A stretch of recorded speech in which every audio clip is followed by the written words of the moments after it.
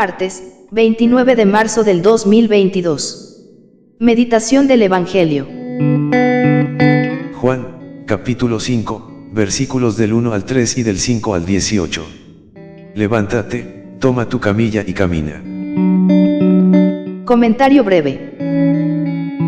La tradición popular otorgaba a las aguas de la piscina llamada Betzata propiedades curativas, por lo que mucha gente acudía a ella. Ante el hombre del relato, que no podía beneficiarse de esta agua porque su mal lo tenía absolutamente atado, Jesús reemplaza el ritual popular con el poder de su palabra, que es también palabra de salvación. Evangelio de nuestro Señor Jesucristo según San Juan. Gloria a ti, Señor. Se celebraba una fiesta de los judíos y Jesús subió a Jerusalén. Junto a la puerta de las ovejas, en Jerusalén, hay una piscina llamada en hebreo Betzata, que tiene 5 pórticos. Bajo estos pórticos yacía una multitud de enfermos, ciegos, lisiados y paralíticos. Había allí un hombre que estaba enfermo desde hacía 38 años. Al verlo tendido, y sabiendo que hacía tanto tiempo que estaba así, Jesús le preguntó: ¿quieres sanarte? Él respondió: Señor, no tengo a nadie que me sumerja en la piscina cuando el agua comienza a agitarse. Mientras yo voy, otro desciende antes. Jesús le dijo: levántate, toma tu camilla y camina. Enseguida el hombre se sanó, tomó su camilla y empezó a caminar. Era un sábado, y los judíos dijeron entonces al que acababa de ser sanado: es sábado. No te está permitido llevar tu camilla. Él les respondió: el que me sanó me dijo: toma tu camilla y camina. Ellos le preguntaron: ¿quién es ese hombre que te dijo: toma tu camilla y camina? Pero el enfermo lo ignoraba, porque Jesús había desaparecido entre la multitud que estaba allí. Después, Jesús lo encontró en el templo y le dijo: has sido sanado, no vuelvas a pecar, de lo contrario te ocurrirán peores cosas todavía. El hombre fue a decir a los judíos que era Jesús el que lo había sanado. Ellos atacaban a Jesús, porque hacía esas cosas en sábado. Él les respondió: mi Padre trabaja siempre, y yo también trabajo. Pero para los judíos esta era una razón más para matarlo, porque no solo violaba el sábado, sino que se hacía igual a Dios, llamándolo su propio Padre. Palabra del Señor. Gloria a ti, Señor Jesús. Reflexión bíblica. Yacía una multitud de enfermos, ciegos, lisiados y paralíticos. Se celebraba una fiesta de los judíos y Jesús subió a Jerusalén. Jesús subió a Jerusalén dado que está a unos 750 a 800 metros de altura, de cualquier parte que se vaya hay que subir. Además, este término se vino a hacer usual para indicar los viajes a la ciudad santa en las 3 grandes fiestas de peregrinación preceptuadas en la ley. Se trataría, en esta lectura, de una fiesta de las 3 principales que se celebraban en Jerusalén: Pascua, Pentecostés o tabernáculos, y a las que todo varón israelita debía presentarse en el templo. En todo caso no se precisa cuál, porque dice una fiesta de los judíos. San Juan describe un baño público o piscina llamada en hebreo Betzata, que estaba situada junto a la puerta probática y cuya piscina tenía 5 pórticos, es decir, lugar cubierto, cuya techumbre está sostenida por columnas, dejando el resto descubierto. En estos pórticos yacía habitualmente una multitud de enfermos, dice el Evangelio. Bajo estos pórticos yacía una multitud de enfermos, ciegos, lisiados y paralíticos. Esta multitud de enfermos no iba allí como a un lugar de cita o entretenimiento, los llevaba una esperanza de curación. Esperaban el movimiento del agua. Pensemos que eran aguas termales, que se agitaban porque el chorro produjese ebullición y movimiento del agua, y al ingreso a ella, tuviese propiedades curativas. Nos imaginamos la escena de aquella piscina pública llena de enfermos. Era una verdadera multitud de ellos la que estaba allí expectante ante el movimiento de aquellas aguas. Había entre ellos un hombre que llevaba enfermo 38 años. No dice el texto que estuviese allí los 38 años, aunque será lo más probable suponer que llevase allí, en las horas permitidas, ya mucho tiempo. La esperanza de su curación había de llevarle casi instintivamente allí, como a tantos otros. Jesús descubre entre la multitud a un enfermo. No dice el evangelista la enfermedad que padeciese. Solo dice que estaba allí en una camilla.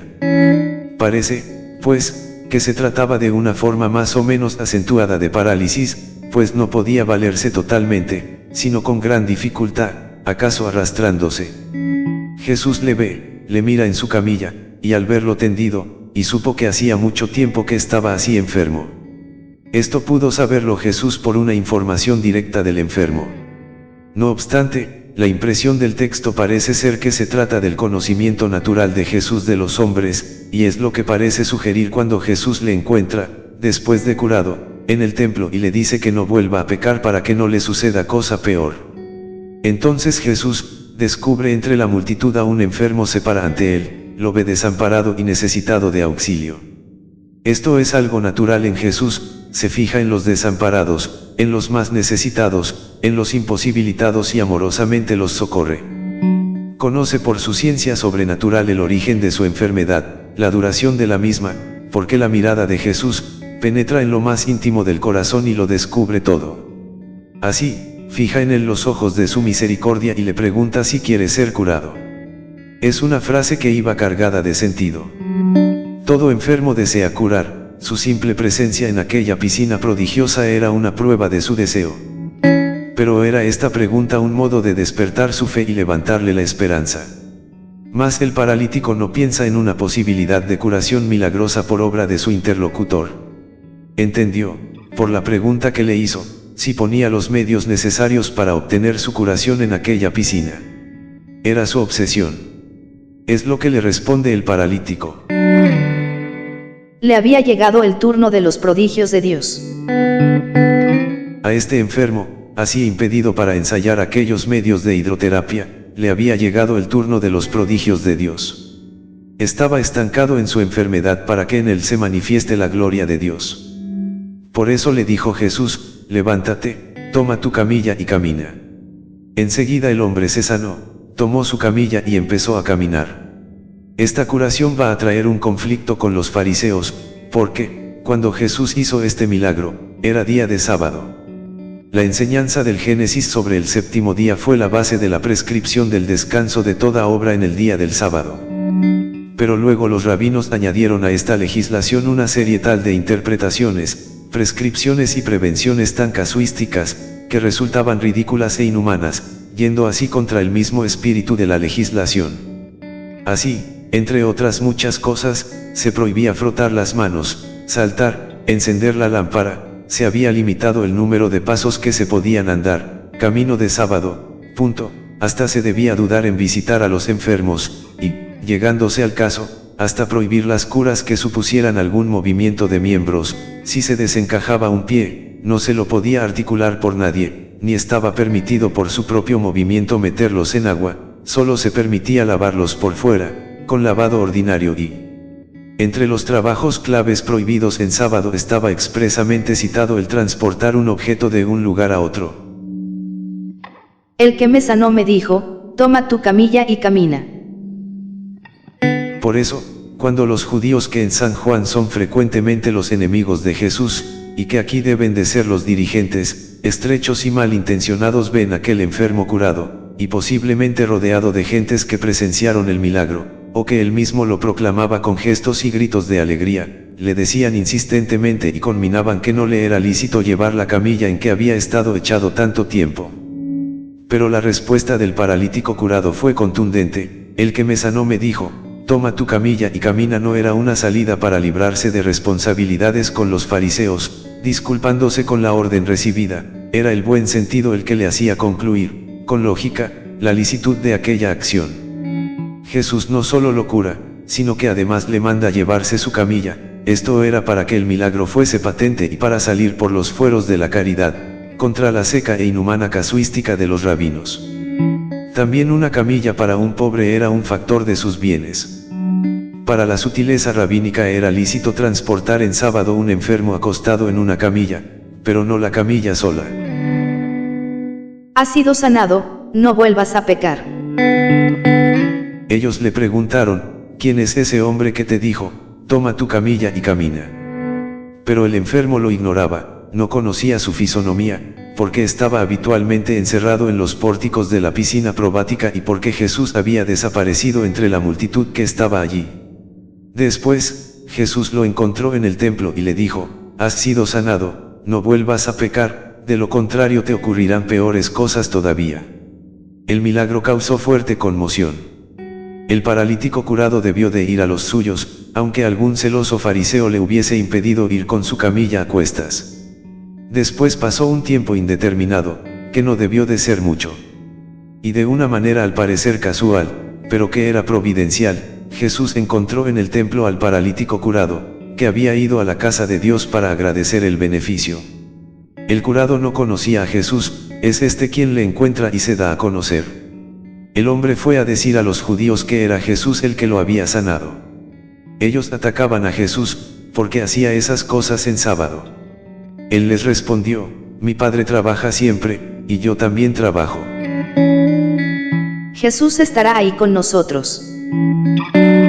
Jesús garantiza la autoridad que tiene para obrar así y expone cómo el Hijo tiene toda su actuación en íntima unión con el Padre. Pero para los judíos esta era una razón más para matarlo, porque no solo violaba el sábado, sino que, además, se hacía igual a Dios, llamándolo su propio Padre.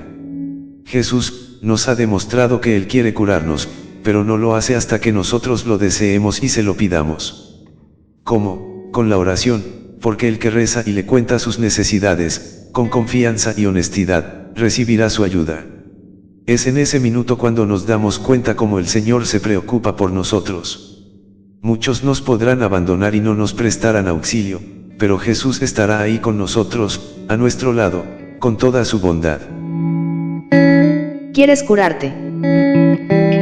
Sentado en los límites de la esperanza, sin poder comprometerse con la vida, desilusionado de los demás y con frecuencia también de la religión, así es el hombre de hoy, de siempre, al que Cristo viene a buscar allí donde se encuentra, paralizado por el sufrimiento, el pecado o por distintas circunstancias. Jesús sencillamente pregunta: ¿quieres curarte? Pregunta obvia, quizás, pero exige una respuesta personal que renueva interiormente y hace sentir la gran dignidad del hombre, su libertad y responsabilidad. Luego, sencillamente, dice: toma tu camilla y camina. No por medio de ritos vacíos o por no sé qué agua milagrosa, sino por el poder de la palabra de Dios que recrea, rompe las ataduras que aprisionan. No es nada la parálisis del cuerpo, si la comparamos con ataduras mucho peores que atan el corazón a la vanidad, la soberbia o al pecado. Por esta razón, Cristo ha dejado a la Iglesia la eficacia de su palabra y la gracia que brota como un río de su costado abierto, agua viva del baño bautismal, que regenera y renueva al hombre, agua viva de las lágrimas del arrepentimiento, que suscita el Espíritu para absolver de todo vínculo de culpa al penitente, sangre derramada por aquel que fue perseguido a muerte por haber traído al mundo la salvación de Dios. Oración. Ven, Señor Jesús, a buscar a todo el que yace con el ánimo abatido, en la enfermedad de sus miembros, en la desesperación de la imperfección oculta. Ven a buscarme también a mí. Acércate a nosotros, vuélvete a nosotros, uno por uno, para que en cada uno resuene la pregunta: ¿quieres curarte? Pídemelo también a mí. Ven a sumergirnos, Señor, en el profundo abismo de tu amor, que brota de tu corazón abierto como un río y corre, inagotable y potente, atravesando y renovando tiempos y espacios para desembocar en el eterno. Ya me purificaste en la fuente bautismal, haz que viva fielmente en conformidad a los dones recibidos. Que pueda cada día cancelar las culpas cometidas con el agua de mis lágrimas, que me abran a la gracia del perdón nunca merecido, siempre humildemente implorado. Líbrame del pecado que me inmoviliza en una existencia carente de sentido. Haz que pueda caminar anunciando que en ti todos pueden volver a encontrar la vida y sentirse hermanos. El Señor les bendiga. Amén.